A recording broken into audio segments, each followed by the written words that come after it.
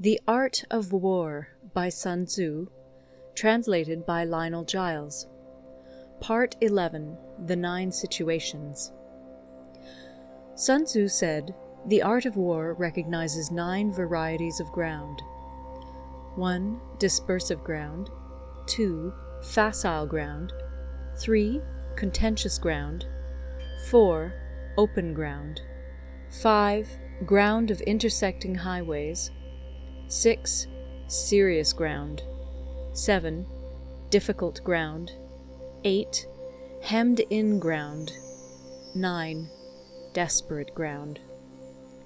When a chieftain is fighting in his own territory, it is dispersive ground. When he has penetrated into hostile territory, but to no great distance, it is facile ground. Ground the possession of which imports great advantage to either side is contentious ground. Ground on which each side has liberty of movement is open ground.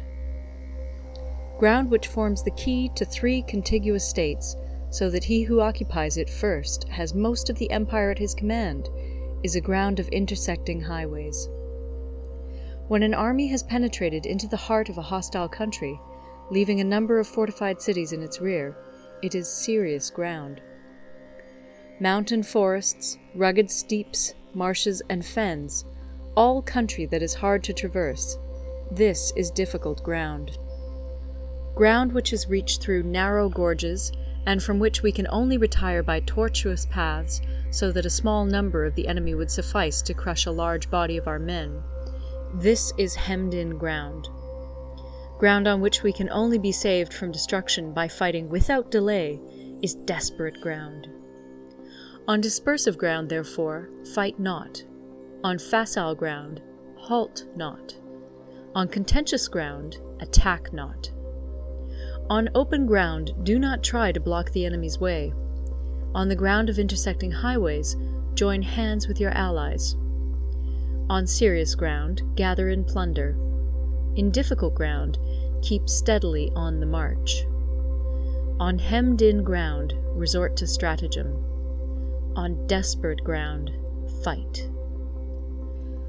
Those who were called skillful leaders of old knew how to drive a wedge between the enemy's front and rear, to prevent cooperation between his large and small divisions, to hinder the good troops from rescuing the bad, the officers from rallying their men.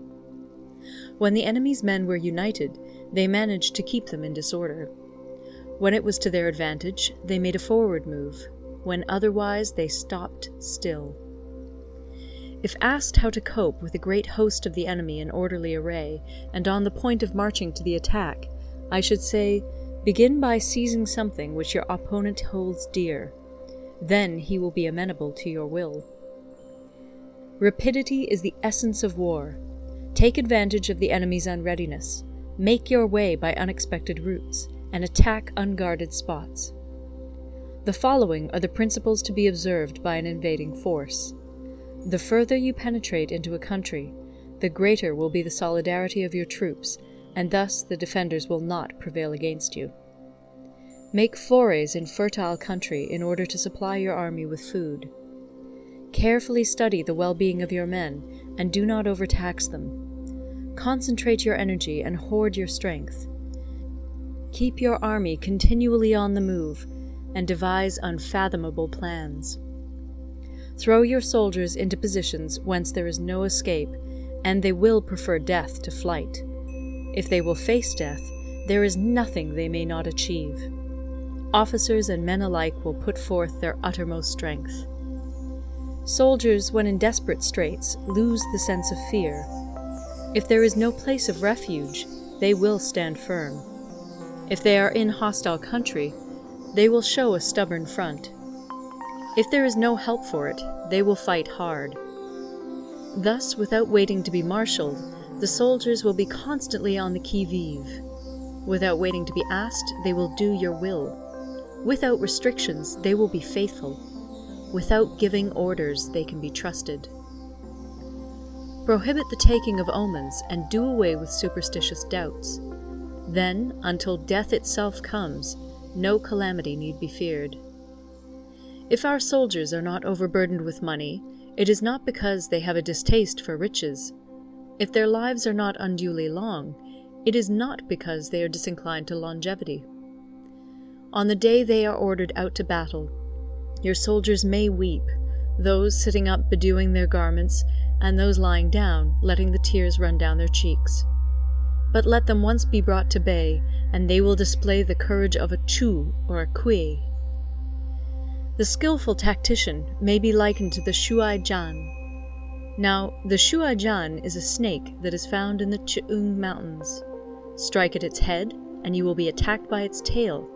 Strike at its tail, and you will be attacked by its head. Strike at the middle, and you will be attacked by head and tail both.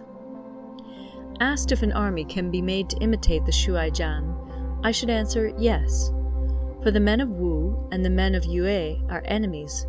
Yet if they are crossing a river in the same boat and are caught by a storm, they will come to each other's assistance, just as the left hand helps the right. Hence, it is not enough to put one's trust in the tethering of horses and the burying of chariot wheels in the ground. The principle on which to manage an army is to set up one standard of courage, which all must reach. How to make the best of both strong and weak, that is a question involving the proper use of ground. Thus, the skillful general conducts his army just as though he were leading a single man, willy-nilly by the hand. It is the business of a general to be quiet, and thus ensure secrecy, upright and just, and thus maintain order. He must be able to mystify his officers and men by false reports and appearances, and thus keep them in total ignorance. By altering his arrangements and changing his plans, he keeps the enemy without definite knowledge. By shifting his camp and taking circuitous routes, he prevents the enemy from anticipating his purpose. At the critical moment, the leader of an army acts like one who has climbed up a height and then kicks away the ladder behind him.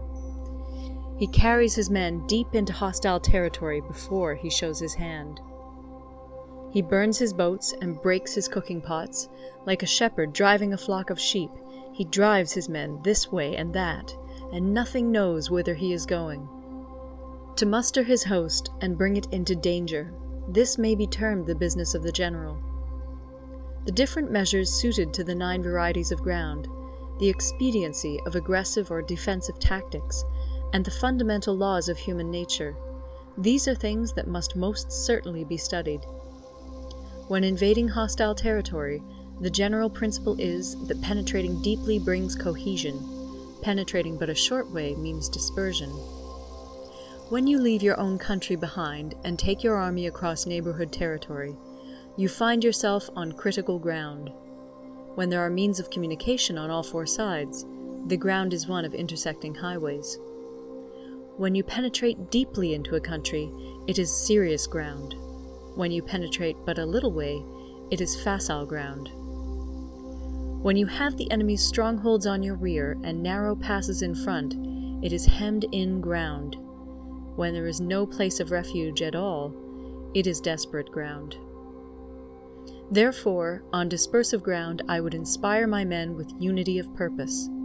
On facile ground, I would see that there is close connection between all parts of my army. On contentious ground, I would hurry up my rear. On open ground, I would keep a vigilant eye on my defenses. On ground of intersecting highways, I would consolidate my alliances. On serious ground, I would try to ensure a continuous stream of supplies. On difficult ground, I would keep pushing on along the road. On hemmed-in ground, I would block any way of retreat. On desperate ground, I would proclaim to my soldiers the hopelessness of saving their lives. For it is the soldier's disposition to offer an obstinate resistance when surrounded, to fight hard when he cannot help himself, and to obey promptly when he has fallen into danger. We cannot enter into alliance with neighboring princes until we are acquainted with their designs. We are not fit to lead an army on the march unless we are familiar with the face of the country, its mountains and forests, its pitfalls and precipices, its marshes and swamps. We shall be unable to turn natural advantages to account unless we make use of local guides.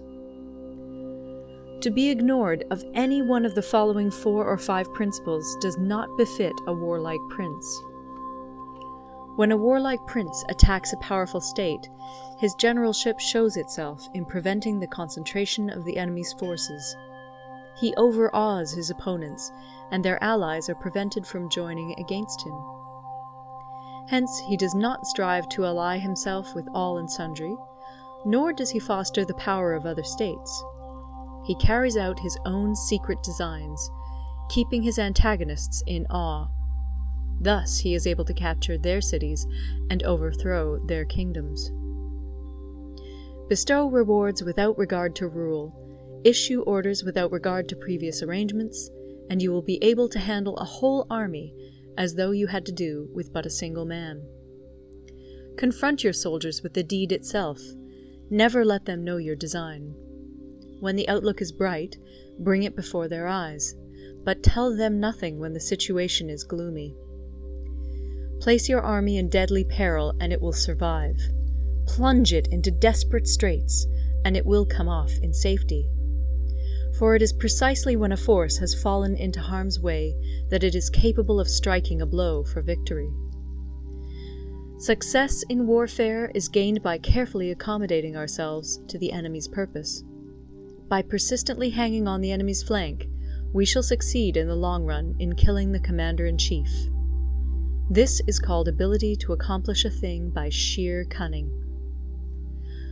On the day that you take up your command, block the frontier passes, destroy the official tallies, and stop the passage of all emissaries. Be stern in the council chamber so that you may control the situation. If the enemy leaves the door open, you must rush in. Forestall your opponent by seizing what he holds dear, and subtly contrive to time his arrival on the ground. Walk in the path defined by rule, and accommodate yourself to the enemy until you can fight a decisive battle. At first, then, exhibit the coyness of a maiden, until the enemy gives you an opening. Afterwards, emulate the rapidity of a running hare, and it will be too late for the enemy to oppose you. End of Part 11.